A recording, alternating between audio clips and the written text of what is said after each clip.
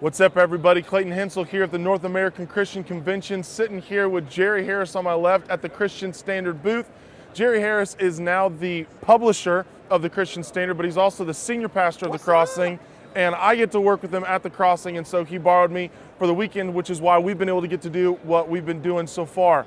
And what I'm wanting to do right now is I'm going to bless you in 3 ways by asking Jerry Harris 3 questions, and I'm hoping that those answers that he gives you will stir something in your heart, will help you guys out as you try to take your next step in your relationship with Jesus Christ or in your ministry. So question number 1, Jerry, what is one thing that you're most excited about that the Christian Standard is going to do, or what it could mean for the audience that's watching us? It is that we have all of these components, all these people, all these ministries out here, but we're all kind of doing our own thing. And it's at events like this and it's magazines like this that pull us together.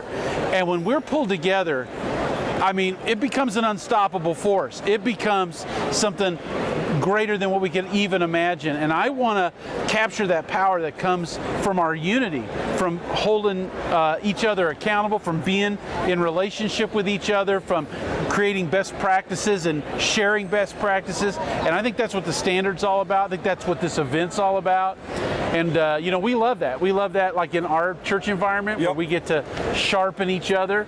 And I'm hoping that's going to happen with the magazine. I got one of these hot off the press a little while back. I went on a 2-day vacation, and instead of reading all the other books that I had on my list, I actually just sat down and read through this. We're going to have a link in the description below for you to be able to subscribe so you can actually get this. You can get this in the printable format, but you can also get it in app format on your phone.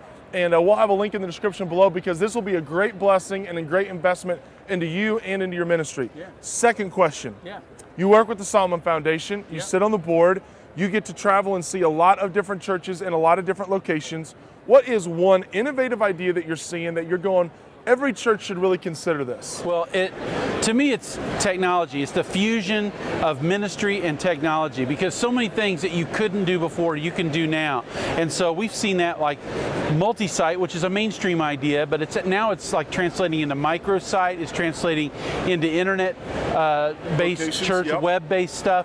And it is so easy now to get a message out. And with social media, it's easy to connect people and network them through technology. So we just need to be innovators in this area of technology. If the Apostle Paul were alive today, man, I mean, what would he be doing? Snapchat. Oh, totally. He would be like, how many followers would he have? How many in the Twitter world would he have? 100%. He would be tweeting like mad.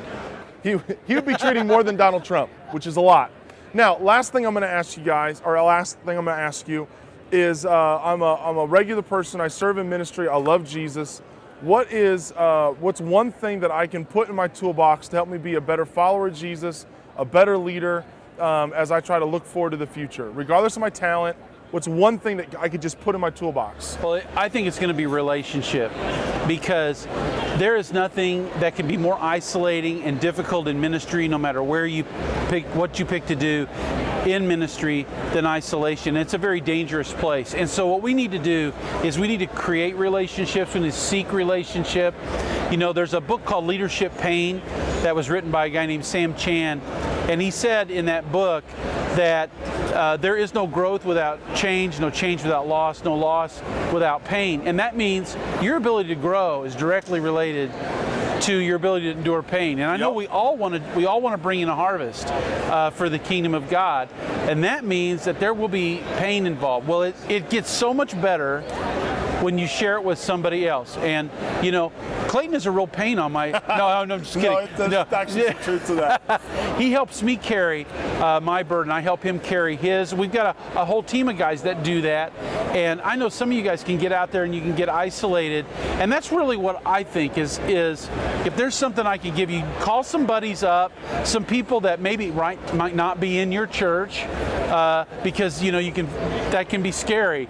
You know, like, are they going to tell on me or whatever? How vulnerable can I be? Yeah, but in guys that are just around it, you can just say, hey, can I just unload on you? And you can do that with me.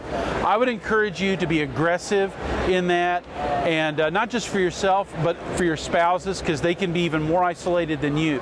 And I think that we're all stronger when we do that together. So that would be my... That's solid teaching. And so here's what I'm going to encourage you to do. As soon as this video is over, I want you to just stop everything. I want you to flip through your phone, and if you don't have people that you can be honest with, transparent with, that you can really just kind of share your burdens with, I want you to call somebody, maybe call somebody else who's in ministry and say, listen, I'm not going to do ministry alone anymore, and neither are you. We're going to start getting together once a month, and you just lead through that and see what kind of fruit God produces. Hey, love you all. We're signing out. Peace out.